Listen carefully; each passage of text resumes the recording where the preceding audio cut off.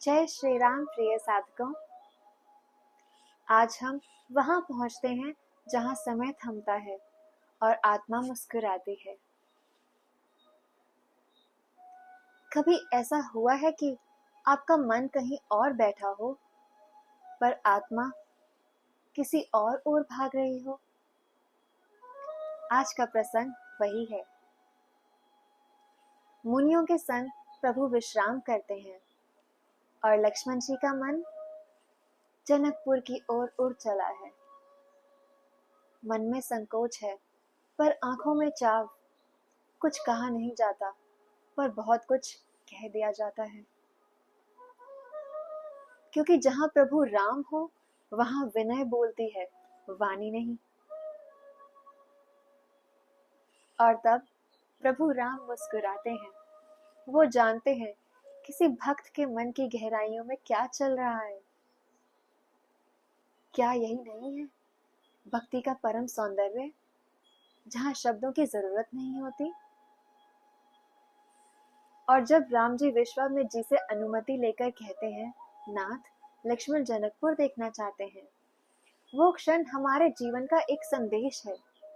जब हम भक्ति में चलते हैं तो राम हमारे आगे चलते हैं, राहों को सरल बनाते हुए, मन की गहराइयों को पढ़ते हुए और हमारी मौन इच्छाओं को पूर्ण करते हुए।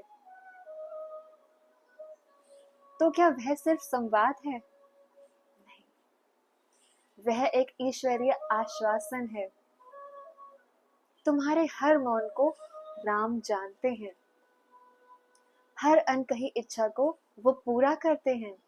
बस तुम सच्चे रहो और मौन में भी प्रेम रखो।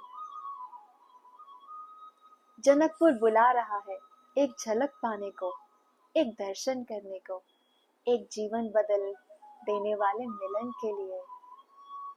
यह सिर्फ नगर दर्शन नहीं है, यह आत्मा का पुकार है। राम आए और हमारी आंखों को सफल करें।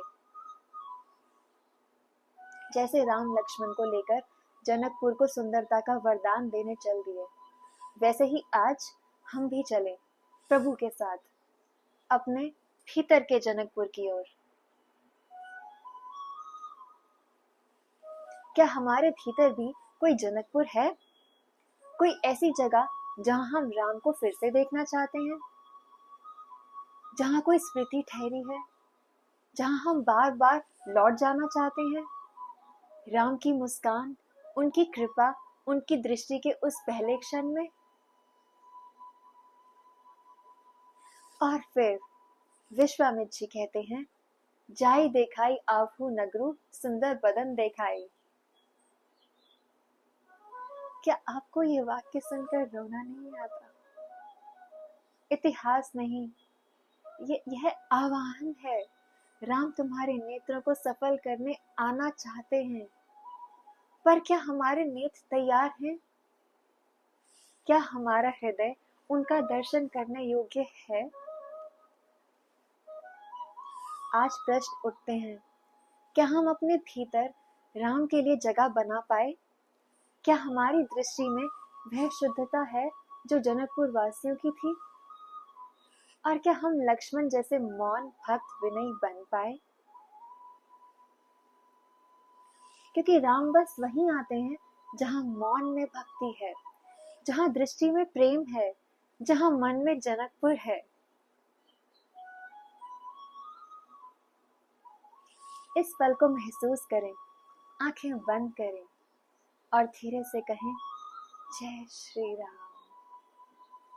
क्योंकि मौन में वह अधिक सुनते हैं जितना हम शब्दों में कह नहीं पाते हैं। राम जानते हैं कि आप क्या महसूस करते हैं। आप चुप रहते हैं फिर भी वे सुनते हैं। आपके भीतर छुपी हर लालसा को वे देखते हैं और जब समय उचित होगा वह स्वयं आपका हाथ पकड़ेंगे और आपको आपके जनकपुर की ओर ले चलेंगे। जब शब्द रुक जाते हैं वहां राम की कृपा बोलती है। आज जो सुना वो सिर्फ कथा नहीं थी, वो एक आमंत्रण था। आत्मा के सबसे भीतर तक उतरने का। हर खामोशी में, हर धड़कन में राम अब बसने लगे हैं। अब जब आप इस वीडियो से विदा लें तो सिर्फ जाएं नहीं, राम को साथ लेकर जाएं। आपका मन यदि भीग गया हो तो इसे किसी और की आत्मा तक पहुंचाएं। लाइक कीजिए यदि आपने अनुभव किया हो एक क्षण का भी प्रेम। शेयर कीजिए ताकि किसी और की थमी हुई सांस में भी राम बस सके।